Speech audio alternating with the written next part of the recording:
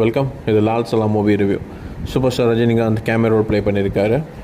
படம் வந்து பார்த்தீங்கன்னா ஒரு கிரிக்கெட் மேட்ச்னால் வந்து ஒரு பெரிய கம்யூனிட்டி கிளாஷ் ஏற்படுது. ஒரு 2 டீமாக ஃபார்ம் ஆகுறாங்க.